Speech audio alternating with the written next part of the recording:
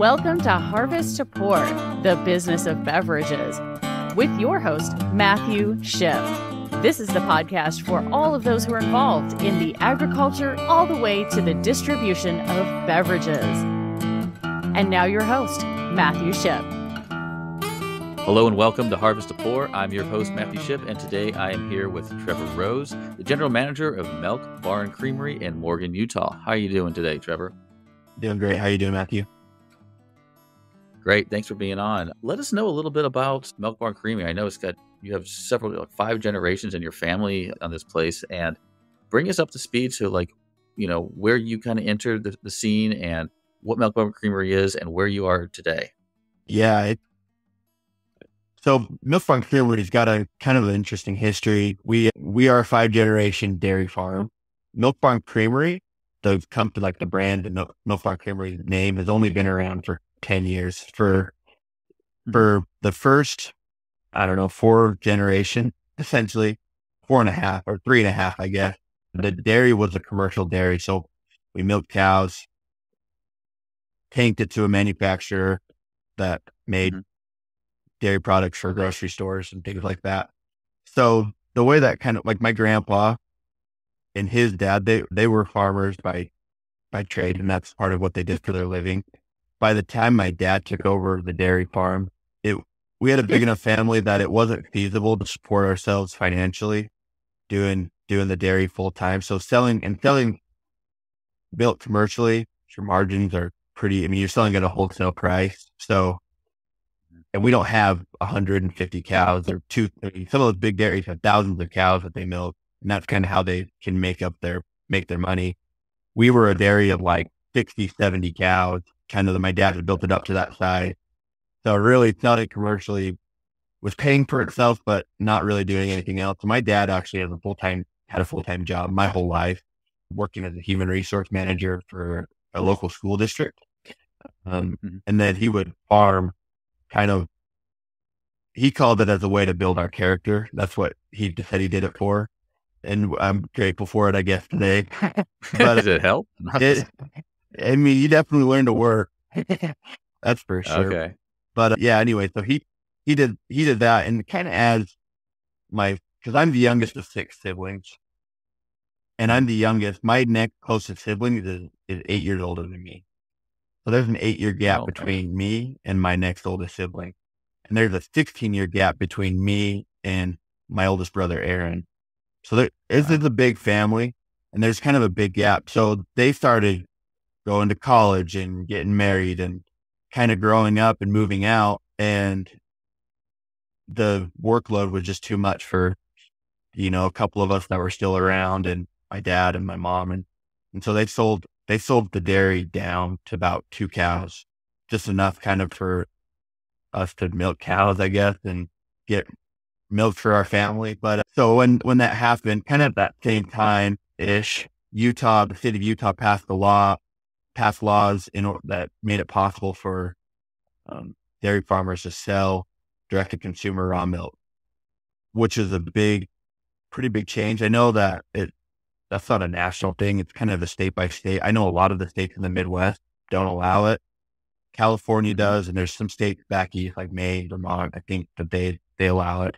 But it's not a very common practice, but it was honestly a huge blessing for our family, because once they passed that, my dad and my oldest brother, Aaron, they started really trying to figure out the process on how it was possible for us to change courses and go from just dumping our milk and keeping what little we needed for our family to how can we, according to state regulations, process it, bottle it, and sell it direct to consumer.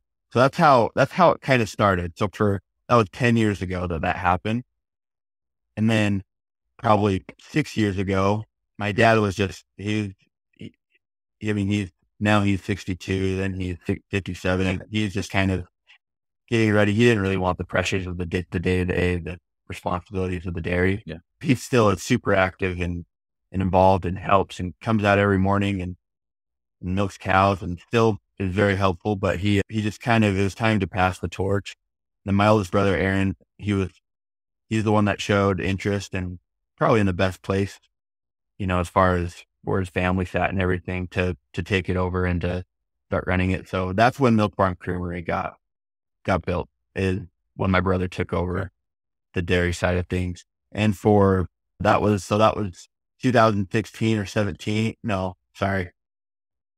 I'd have been 2019, 18, 19, somewhere in there. We'll call it somewhere in there. I don't remember the exact timeline, but so since then, it's just been slowly growing our brand and kind of what we do.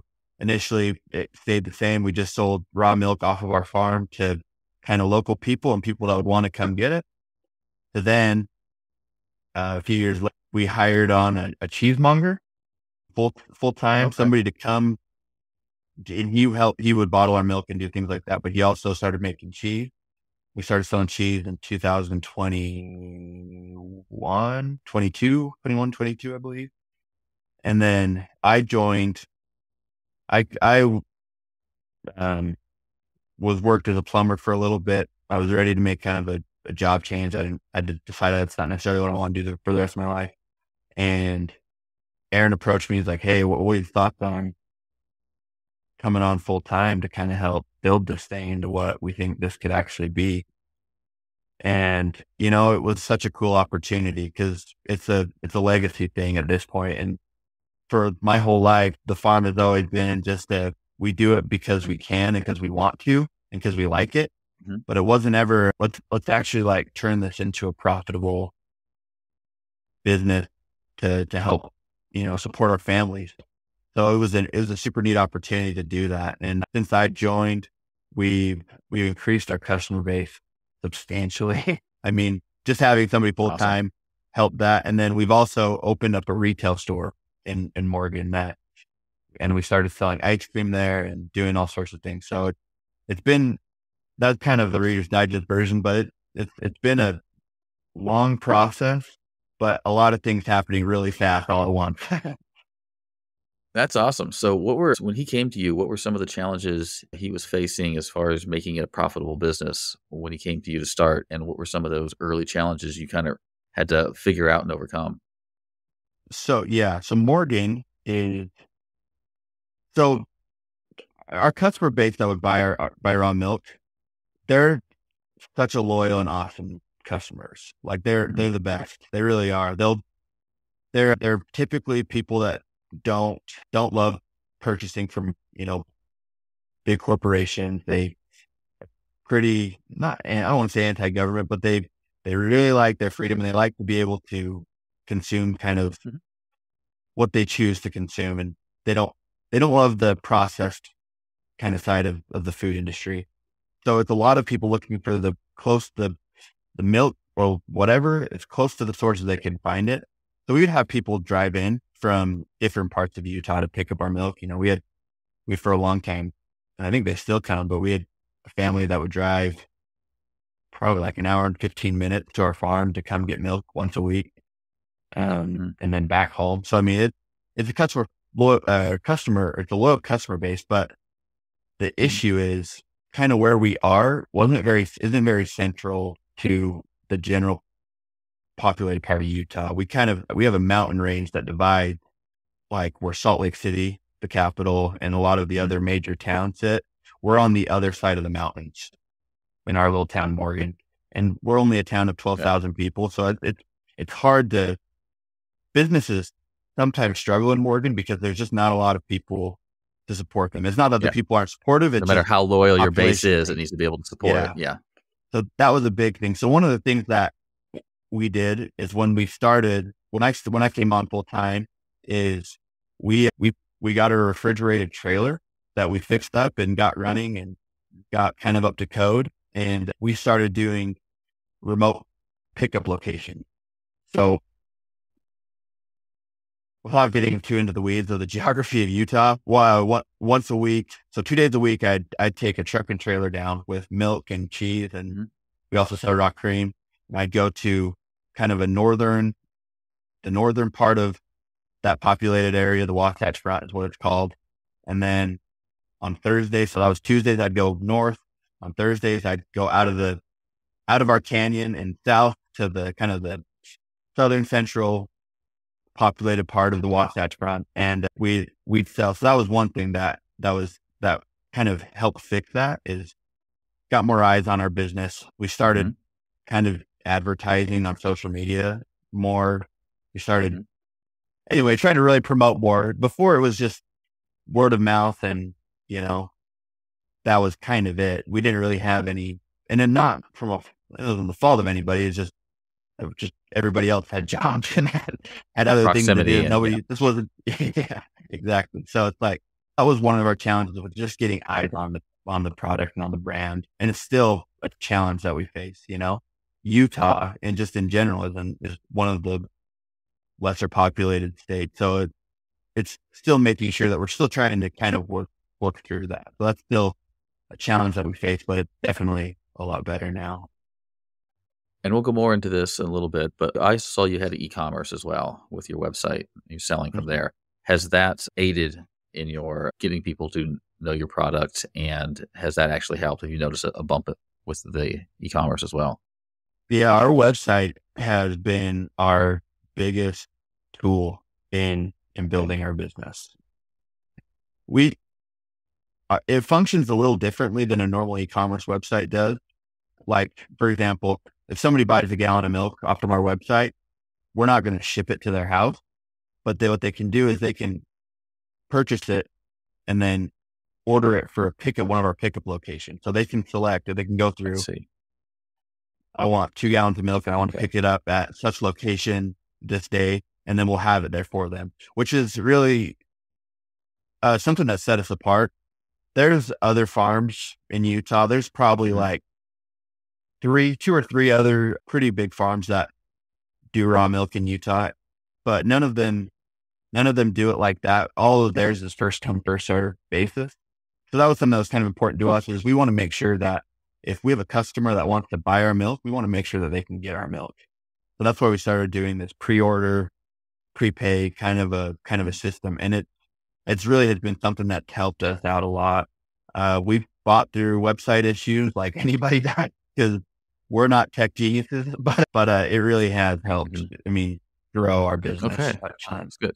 Yeah. And this is all within Utah. This isn't not crossing borders yet. Yeah. Raw milk can only be sold within the state of Utah. Our cheeses and our ice creams, we can sell those outside Utah, but raw milk is there's very strict standards on that. So, all right. Well, before we get into those, because I want to definitely talk about that, is we're going to step into the show, the Harvest to Pour journey. Now, when I talk about the Harvest to Pour journey, I'm talking about where you're sourcing your raw materials from. And in your case, also how you make your product uniquely yours. And you have a couple verticals that we're going to talk about. You touched on.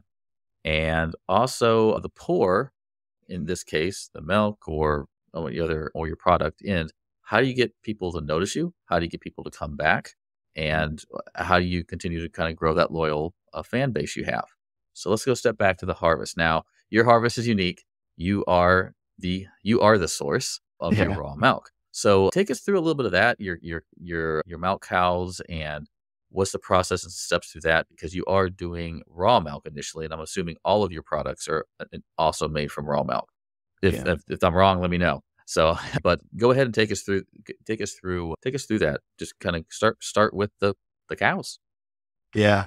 So we, in Utah, lots of dairies essentially only exclusively milk Holstein cows or Jersey cows. Holstein cows are the big black and white ones that we see on, they're the Chick-fil-A cows, right? Jersey cows are smaller brown cows. I wonder if I have a picture. Oh, I'm knocking stuff off my shelf. You gotta hold up the camera. Okay. That right Jersey there is a Jersey cow. Okay. So we milk Jersey, but majority or our pride and joy are Guernsey cows. We love Guernsey cows. They're the brown and white one right there. Little white diamond on the head. Yeah. So they're kind of taller, bigger, kind of like a Holstein, not quite as big, but they're taller, brown and white cows. We love them.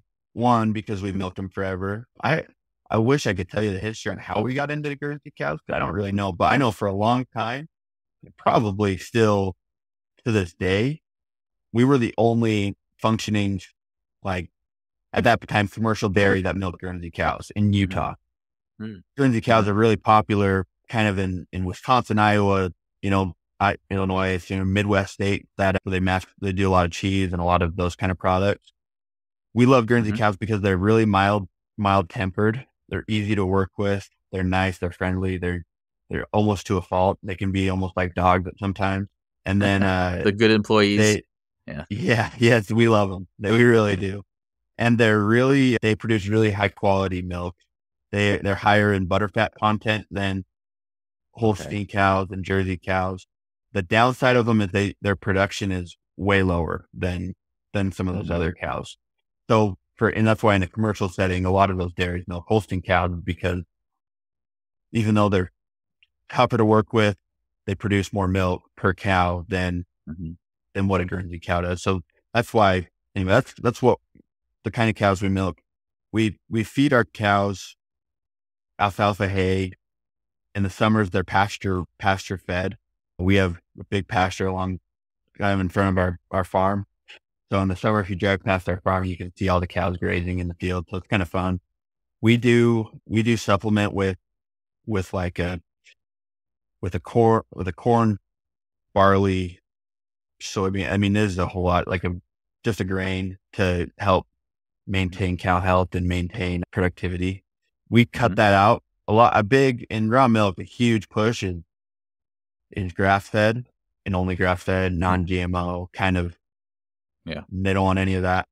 And which is understandable. We cut that out of our cow's diet for a while, and we just saw a dip in, they just started getting skinny, started being bloated. They started, what did you cut out? I didn't catch that. Our grain mix, our grain feed.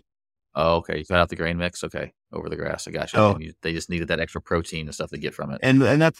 So it's like, and so we found for our cows to be the most humane and all that stuff, the grass based feed with a grain dress, that it seems to work really good. That helps them just feel better, look better, produce more milk. They also makes them a little bit easier to reproduce. Before that, we were kind of having issues with that too. So all those factors. So that's kind of how we take care of our cows and feed our cows. We milk our cows in a small milk barn that was built in the 1950s. Equipment obviously has been updated since then, but it really is it's the first barn that got built for like commercial use, I think, on the farm. Wow. So they were milking a few cows out of like a hay barn. They had a little setup in there, but it was only milk one or two at a time. And that became really tedious when you have 30, 40 cows. So they built a long day. Yeah. Yeah. Yeah. Doing that twice a day too, it would be tough. So they built the milk barn that we currently milk out of. And so then we have it all. It milks the cows. It goes through a filter system. So that's something like raw milk. We do filter it for any dirt or any thing that might be still. And the other, we filter twice actually. Goes to a tank where it's chilled from about 90 degrees to 40 degrees or a little cooler than that. And it's held there until we're ready to bottle. Then we have a processing facility on the side of our farm where we pipe the milk from the tank to our bottler or to our cheese or to whatever we're doing, where we make our product. The one thing is, because we sell a lot of milk. I mean, we probably sell probably close to 1,000 gallons of milk a week. Pretty close. Maybe a little less, maybe like 800 gallons of milk a week. So, I mean, it's substantial. We only milk 30 cows. We are still not very big. So in order to, and on top of our milk, we also do our cheese, and then we do our ice cream. We just don't have enough. We don't milk enough cows to produce enough milk to make all those products. So we do source some of our milk to make some of those things from other local suppliers. And like for our cheese, for example, we have an uncle that lives in the very northern part of Utah, and he has a dairy. And And so we source all of our milk to make our cheese from him. So it's still local. It's still, in the family kind of a thing, but it's just a way for us to be able to use our milk for what we feel like our milk is best at, and that being raw Yeah. milk. And then And that gets right to the harvest. So you are still truly sourcing from what you trust. I mean, it's just straight from another family member, from another dairy farm. So, I mean, that's, and then you just started talking about your cheese and your ice cream. Let us know a little bit. We know about the raw milk. We've talked some about that. So you can go into that again if you need to. But tell us a little bit about the cheeses, the ice creams, and then now you guys are producing that. So this is Milk Barn Creamery. Okay. And I also kind of want to know some of the advantages and disadvantages you see about controlling different product verticals. Yeah. Our cheese. So our cheeses, all of our cheeses are cheddar-based cheeses. Utah State University, they have is in Logan, Utah, which is in northern Utah. They have a really good ag program that our cheesemongers, he's been through their cheese courses, and a few of my family members have been through their cheese courses, and they do a really good job at teaching you cheddar-based cheeses. So a lot of the cheeses that get produced in Utah kind of stem from that tree and they're cheddar-based. We have aspirations to get into Goudas and to other kinds of cheeses, but there's an equipment investment in there, just a knowledge and a kind of a stumbling block to get into that. So we're still working on that, but we do 7 different kinds of cheeses, cheddar, a few different jack cheeses, pepper jack, dill jack, onion chive jack. We do a ghost pepper jack as well. It's a little spicier pepper jack. And then we have 2 originals that we do as well. We have one that's called Serenity. It's kind of a cousin to Manchego cheese, kind of in the same vein. It's a cheese recipe that stems from Spain, and it's a really smooth, really creamy kind of a cheese, really good on a cracker. That's kind of what it's meant for. And then we have another one that we called Regal cheese. That's our name for it. It's that one's a Grana style cheese, which is a northern Italian kind of cheese that we use or that we do. And that's my favorite one.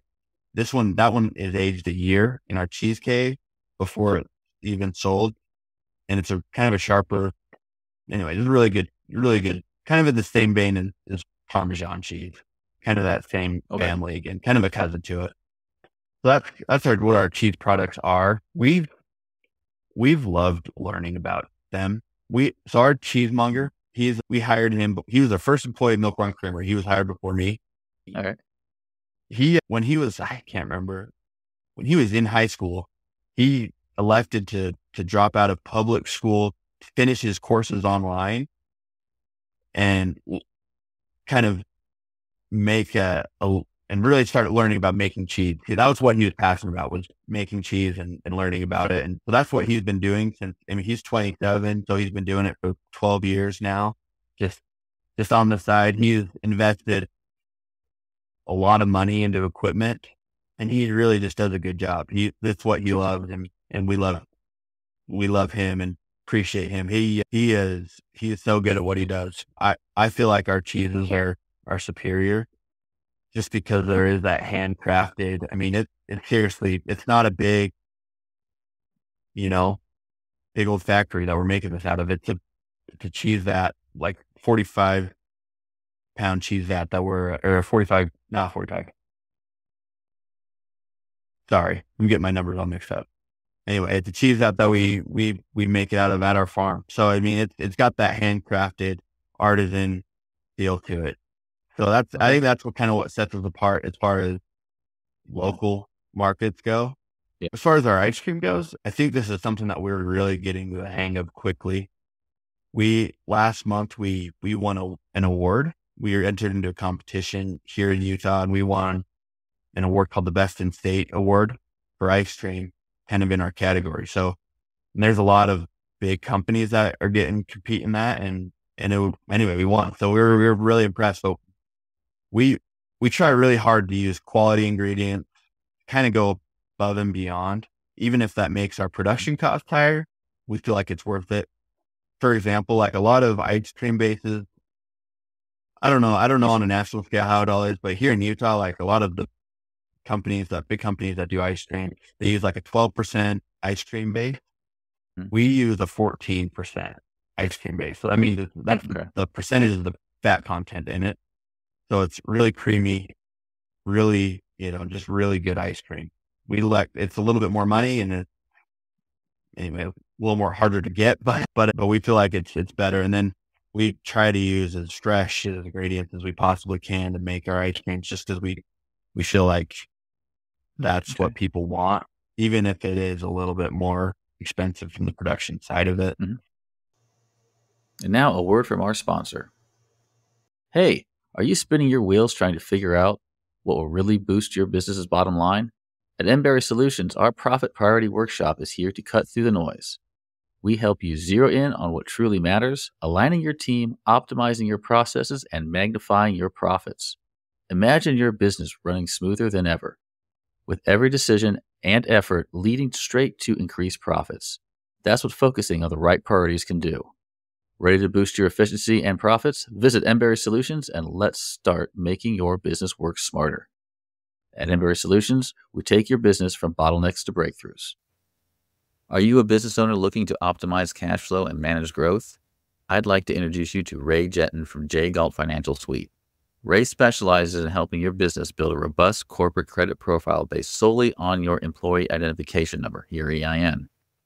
This allows you to stop bootstrapping, avoid personal guarantees, and protect your personal credit and assets. Imagine your business standing strong with its own credit, completely separate from your personal finances. So have you ever checked your business credit report? It's public information, and Ray is offering a free business report for you. Just respond with your official business name as it is listed with the Secretary of State. Ray would love to dive deeper into how he can support your business. So visit his website to download a free ebook on building business credit with your EIN. When you do, use the word harvest when booking a call. Remember, your EIN is more than just a registration number. It's the key to unlocking a world of financial opportunities. All right. So how is it managing both of those? Because you have the milk production line, you have the cheese production, and you have ice cream production. Now, is this happening all on the same grounds within the farm? And Yeah, how do you handle managing all three of those? that's a good question. Do you have any answers? No, it's good. We have, so I have a counterpart, one of my colleagues, his name is Garrett. He handles, he's our production manager. And so he does him along with Chet, our cheesemonger. And we just hired on my other brother, Brian. And we have another person, Bailey, that works full time for us. They work out a timeline where it's like Monday, Wednesday, Friday morning, we bottle milk. Thursdays, we exclusively make cheese. And Monday, Tuesday, Wednesday, depending on Friday, if we have to, just depending on needs, we make ice cream. But we have a big enough space that we separate it out. And obviously we take the standards and codes and the regulations set by the Department of Agriculture very seriously. So everything that we do is within those bounds, but it is hard. And I mean, it's a lot to keep track of all in one place, but I don't know. It's just doing it. It's just a matter of doing it. There's no other option but do it. So we find a way. And has bringing in cheese and ice cream, how's that helped with the profitability of Milk Barn Creamery? It's been huge. Just, I mean, from an operations standpoint, if we only did raw milk, our operations cost would be through the roof because that's the only thing we're selling. But where we have more products that we can make kind of almost simultaneously, it helps bring those costs down, those overhead costs, kind of some of those overhead costs down so that you can increase our profitability. It also, ice cream in particular, we're still growing on our cheese side. There's still a lot to figure out. It's a unique market and there's a lot to learn with it. So we by no means profess to be tenured masters collectively. At our cheesemonger, we can maybe say that about him, but collectively from the business and the marketing and the sales side of it, we're not there yet on our cheese. We're still learning and growing. On our ice cream side, though, one thing that we noticed about it is it really brought more people in to see and figure out who we were and what we were all about. We're kind of a unique brand. I mean, it's family owned. We're 5-generation farm. There's a lot of tradition and legacy behind what we do. And there's a lot of people in our own town that didn't even know that. I mean, we've been running this business for 10 years and people didn't even know that we sold raw milk. And I mean, we're kind of one of those towns where everybody knows everything about everybody. So it's like we're doing ice cream, our ice cream shop sits on like a historic part of, in a historical part of Morgan. So it's kind of fun. So people know where we are. They see us. They've kind of learned how we are. And then on the other flip side of it too, we had a lot of customers that bought our raw milk that were, live 30, 40, 50 minutes away from where we make it. But once they figured out that we were doing ice cream, they were willing to drive to our store to come get some ice cream and check it out. We have several people that live that far away that make a weekly trip to come get ice cream because they just love it that much. So it's kind of cool. Great. It really is. It's fun to so it's helped the business grow. It's helped increase profitability. It's helped all those things. But honestly, what's more important to us is I feel like we're doing something, that's helping people in some way, connect back to what Morgan, where we live it was a farm town. I mean, everybody farmed. You either did beef, you farmed the field, you did dairy cow. There was probably, I don't even know. I don't even want to guess the number because I'm going to get it wrong. But I mean, there was multiple 20 plus dairy farms in Morgan County, 50 years ago. Today, including us, there's 3. So it's like, it's a town that's taken a hit from kind of farm and kind of outgrown that. But we feel like we're doing something to kind of revitalize the farm and ag industry kind of within our sector. Yeah. So the ice cream has sort of become your social lever, brings people back in. A little bit. And then, I mean, people associate ice cream with that. You go out to get ice cream after the baseball game or whatever. So there's always been a social aspect to it, but you've now almost realized that social level we're bringing people back in to rediscover you. And like you said, I am assuming people come in to get ice cream and then realize you have other products beyond that. Yeah. Okay. For sure. That's great. And this is a great segue into the marketing. Yeah. So tell us a little bit more about, you said your e-commerce has really picked up and helped the company, but you also, it's not necessarily e-commerce, but most people assume it's, I order it and it shows up at my front door. This is more of I order it and now you have locations to pick it up. Yeah. Do you find any disadvantages to this, or is it pretty much all definitely an advantage? I mean, no, there's obviously disadvantage. I mean, if we could, and if there was a feasible way for us to deliver, that'd be cool. Mm-hmm. It's just, we live too far away. I mean, we're too far away from our customers. We're talking probably by the time you go down and come back an hour travel time before you'd even hit one of our customers' front door. So it just isn't possible to do that. So, but there is, I mean, definitely people forget. I mean, people forget about that they ordered, so they don't forget to come pick it up, or we're only there for a small amount of time. So if it doesn't fit within their window, that's another con. Anyway, there's a few things with it. But the pros definitely outweigh the cons for us. But what we'd like to do, we'd hopefully want to just have almost a brick and mortar location that we could turn this into, where people didn't have to worry about making it to our, mobile pickup. But and one day we'll get to that point, hopefully, perhaps. Okay. But as far as kind of on the poor side, the website's been huge for us. The other thing that's been really big for us is social media is huge. I mean, it's been probably our biggest marketing tool that we've used. My wife, McKinley, she controls all our social media. She does our posts, she makes our reels, she does all that stuff, and she's done a way awesome job with it. we've grown a ton. She took that over not very long ago, probably less than 6 months ago.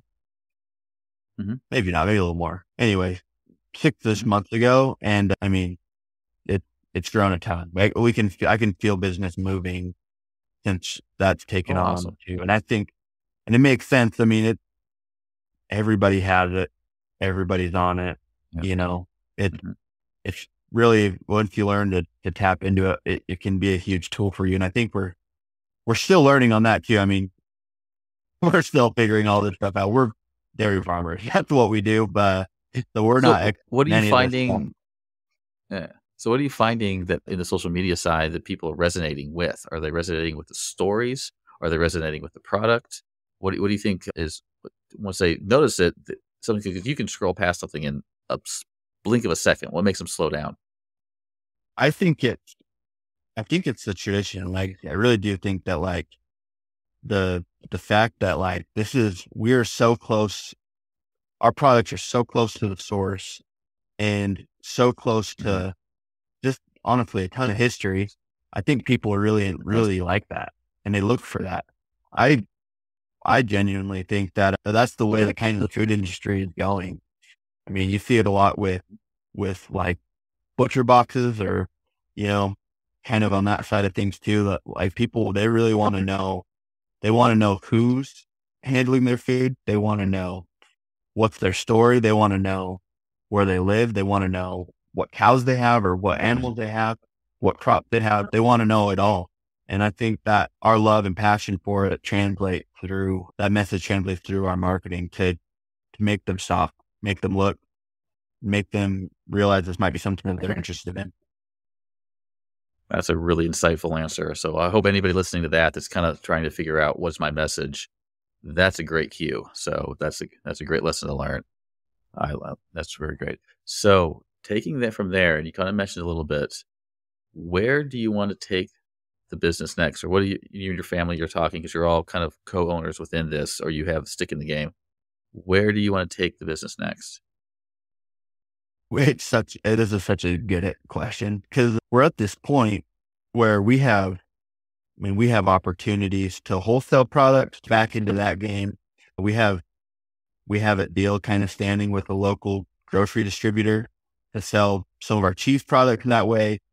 We have opportunities to kind of, if we want to do a second location of our ice cream side of it. So I don't know. How about that? I don't truly know. The vision for what, I'll tell you what the vision, this will be my answer. This is going to be a dumb answer, but our vision for this is we want to create a space that people want to come to. And when they come to, they want to feel like they're walking on the farm and that they're stepping kind of into a simpler time, I guess.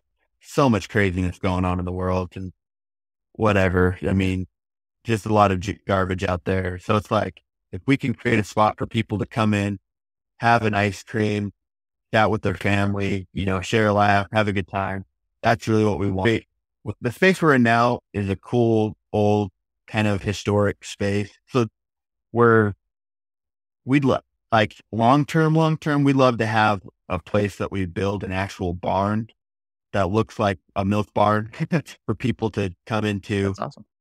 That has, our whole thing, the ice cream, the cheese, kind of one of those agro-tourism kind of side of businesses, full restaurant kind of a thing. That's what we want.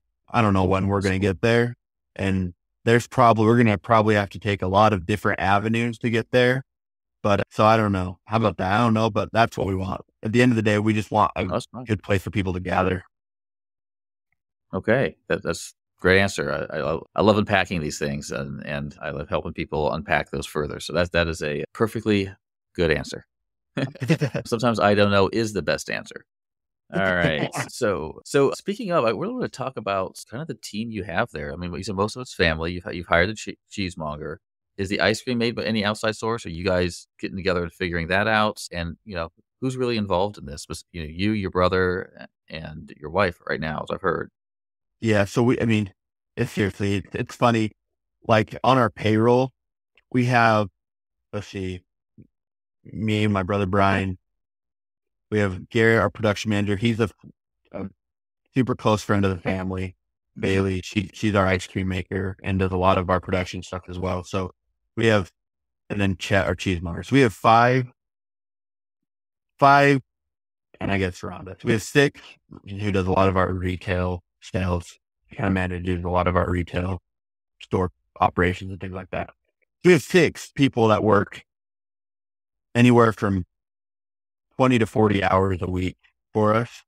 That's like the size of our full staff. We also have 20, I think we're down to 22 part-time. A lot of them are local high schoolers or kids that come work the ice cream store, work the retail shop. So that's kind of the size of our team, like of our hired on, get a paycheck team. Super integral part of our team is Aaron's wife, Lisa. So my sister-in-law, Lisa, she does a lot with our website, kind of tracking the batch processing of the orders and things like that. She does a lot of that stuff. What she also does that she does incredibly is she is the one who's gone through and made all the ice cream recipes for us. And she's really good at it. It's crazy. It's just crazy that the talents that we have that we don't know about until we try something, but she is really so talented at it. There's a couple of our recipes that are just her brainchild that she just thought of and liked how they sounded, wanted to find a way to do it. And they're incredible. Well, the example, we have a lemon bar ice cream. Most lemon ice creams that you get from, an ice cream shop, oftentimes, I guess, not all of it, but oftentimes they're lemon based. So that's a lemon ice cream and they might have something in them. Ours is a vanilla based ice cream that has a lemon curd swirl in it and then homemade shortbread cookies mixed into it. It's really good. It's a really good ice cream, but that's just one that Sounds good. That's just an example of something that thinking outside the box. And so she does a lot of that. And then when we're trying to get ready to launch a new flavor or something, it's seriously like Sunday night, the family's at my mom and dad's house, and it's like, all right, we're going to try ice cream. So we'll bring out buckets of ice cream and we'll sample them around and we'll talk about it, what we like. So it's like, I wish I could be like, oh, we have a super serious R&D team that so is hard. We have to taste ice cream today, guys. Yeah. Yeah. So it's us. It really is. I also have a brother that lives close to the farm that he helps out. He's there every day doing farm work. My brother Brian, like I said, we hired him on. He helps with our production. He does a lot of farm work, and anyway, he's a good resource as well. So everybody's involved. All my siblings except for one live within probably like 5 miles of each other. So we're pretty close, pretty tight knit. And then even the one that lives away, he's the biggest supporter and always willing to help and when he's around. So everybody's involved. I wish. That's great. So of that your key people that you mentioned, your top 6 or 7. I'm guessing communication is an important piece because you have all these verticals. You got the regular process, and you got all the services underneath that. How do you guys best communicate? What is your ways so you're not getting tangled and miscommunicating? We do have a few different things. We meet often all together every Wednesday. Lisa, Garrett, and I, we meet and we go over, key things that need to happen in the week, talk about projects that are going on. That kind of gets us lined out for what we need to do. We talk all the time over the phone, email, text. They're constantly going on. We also use an app called Homebase. I don't know if you've heard of it. It's a scheduling app. Okay. It also has a group message feature.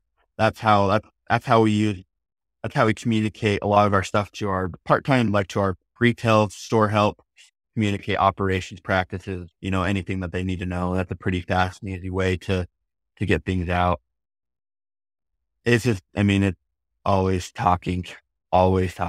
It's just how it is, and it has to be, or else you do exactly as you say, you just trip over each other. So. Okay, great. I'm glad you have something consistent. That's what I was kind of looking for. It's like, okay, where is your consistent piece? I always ask this of businesses, and usually you Yeah. find the successful ones have a consistency within their communication. So that's good. Mm-hmm. All right. Let's see. Anything? Oh, yeah. So you've come to this, like you say, you tried to be a plumber. He's like, nah, that's not so much. So you got brought into the family business. What has been up to this point? What has been the most important thing you've learned in your career? Oh boy. Probably the two most important things I've learned. The first is having having something that you care about and that you really do want to see succeed and you're passionate about product or the service, I guess, in some cases, is almost pay off tenfold from any financial benefit that I'll receive from Milk Barn Creamery. I I think I am so glad that I work where I do and that I get to work with one, my family a lot. Two, I get to work building a legacy and a tradition that has been carried on from, some of my heroes and my dad and my grandpa. It, it's an honor. So I would, I would have done it if there was a way that my family would be okay and have food on the table and all the things needed. I'd do it for free. You know what I mean? So it's like, that to me is way more valuable than anything I'll ever get financially from this. So I think that's the biggest thing is that at the end of the day, like as long as my family's okay and that I can support and provide for my family, that something you're passionate about it's just Mhm. the way more fulfilling career than going to work, doing what you have to do, come home. Like I just it's so fulfilling. That I'm grateful for that. The other thing that I've learned, and I'm going to credit my dad, my grandpa, my brothers, you know, is there just isn't a substitute for hard work. Sometimes it is. You just have to roll up your sleeves and you just do it and figure it out. There's no other way to go about it. And kind of to go back into what I was saying before, is I was listening to a book this week and one of the quotes from it was, I forget what that, but it said that happiness is a byproduct of working hard. And I truly feel that, I mean, we, again, we live in a world that's gets so caught up in what you have, what you don't have, material possessions, status, those things. And at the end of the day, none of that stuff has ever really made me happy, but working hard for something that I love and that I am passionate about, that made me happy. So I would say those two things are probably the two biggest lessons I've learned so far. All right, And that's yeah, I great. don't think you can't beat that. So No, no, definitely not. Those are great lessons. So I got a couple more questions here. One of them, this is a fun one. Some people have a hard time with it. Some people get right on top of it. So, and this is going to be a tough. Maybe I have to ask you a little bit differently, but within the company, Milk Barn Creamery, mhm. what is your favorite beverage? Kind of a hard. Usually, you got like, a couple things to choose from. This one, you kind of got one. I can do ice cream. Do you want me to? Because I can Yeah, do. let's You let's want me go. to do Let's go that? with the ice cream All because I right. think it's like milk, Matt. Jeez. Yeah, that's a little different for a different company, but for us, my favorite Yeah. ice cream. So this is my insider secret. So we have 15 flavors. We Two of my favorite ones are the lemon bar, which I already mentioned, and we have a raspberry cheesecake one. It What I'll do, because I have I guess this is You one of can. my benefits of working here, is I'll get a cup and I'll split it in half this way with raspberry cheesecake on one side and lemon bar on this side. And then I'll Oh, eat it, getting both ice creams in one bite. That's my favorite ice cream. nice. That can't be beat. It's the best combo. Oh, It's so wow. good. I So really hope people listen to that's my this and favorite you one. start hearing it being requested. Yeah. Yeah. Yeah. I hope so. That sounds awesome. So Yeah. when you're out in the town and you're out and about, so what is your favorite beverage then? Oh man, I'm so what? I don't have anything that crazy. I like water or I like a Coke Zero. Coke Zero tastes good to me sometimes. I mean, that's really That really is kind of Okay. it. That's fine. I just always curious. I get answers all over. I think somebody's also said like iced tea, so it's perfectly Yeah. fine. All right. So does Milk Barn Creamery have any like specific events that they promote that they participate in or like to promote, or do you have any else thing? Where can they find you? Do you have any other anything else you'd like to promote? we we get involved in a lot of local stuff. We don't have, I mean, Mhm, outside of Utah, mhm, not too much. So anybody listening, and you make a trip to Utah, stop in at Milk Barn Creamery. The best place to find us, honestly, social media is pretty fun. We put out a lot of fun stuff about our farm. We put out stuff about our store, about our product. So if this is mhm. if this is something that interests you, that you can find some good stuff there and kind of some fun stuff. We're pretty lighthearted. It's not too overly serious. So I would say social media is at Milk Barn Creamery on Mhm. Instagram, Milk Barn Creamery on Facebook, our Okay. website, And I'll have all that in the show milkbarncreamery.com. notes. Yeah. Mhm. Is a place to find All kind right. of, you can see our products, kind of learn about our history. We've talked about, there's some of that, some frequently asked questions. Keep busy. We're going to keep that. Actually, that website is new as of this week. We had we had it updated. So we're going to be building on that. So there's probably going to be more content and more, Mhm. long form kind of stuff on there to look at as well here in the future. Excellent. Excellent. Excellent. Well, that's yeah. So it sounds like the event is, take a road trip to Utah, find Yeah. Milk Barn Yeah. Creamery, and have fun at the farm. I don't know. Do people say hi to the cows? I don't see them from where you are, but We sometimes we have people, we do tours, so people come up and look every once in a while, but yeah. all right. Well, there you go. Have a tour of the place and see how things work over there. Well, Trevor, this has been really cool. I mean, I really liked hearing your journeys when you came in, the five generations of ownership, and the way the family still is all in on growing Milk Barn Creamery. And you just kind of start with that loyal customer base, growing outside of it, finding that, okay, hey, if we can we have a loyal customer base, we can bring it to them a little bit better, that's going to help us. And then adapting into the cheeses and using, and I really like you have these cows, and the cows were like, okay, well, they don't produce as much quantity, but they have a higher quality of product.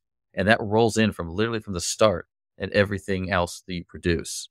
And from the cheese to the ice cream. So there is this niche ethos through this. And then of course you're finding that social media and telling your story. And I really like how you peaked on the people are really trying to get back to this original, back to the roots of what made our food here so great. And your kind of representation of that and a holding place for that. And that's the story you're telling on social media. That's really bringing people an interest to you, all the way down to where you organize your teams. I'm going to have to take a look at this Homebase app. I'm really curious, and just continuing to grow it, having a solid vision, but still being okay with not sure how how you want to get there, but not sure which direction you want to take is perfectly fine, but still having a solid vision. Again, Trevor, I really appreciate your time. There's a lot to learn here, and I hope people can take this and run with it. Really, really, Yeah. really appreciate it. Thanks a lot. Appreciate you. Thank you. It's been fun. Thank you for listening to Harvest to Pour, the business of beverages with Matthew Shep. Check the show notes for our guest contact information and connect with Matthew Shep on LinkedIn today.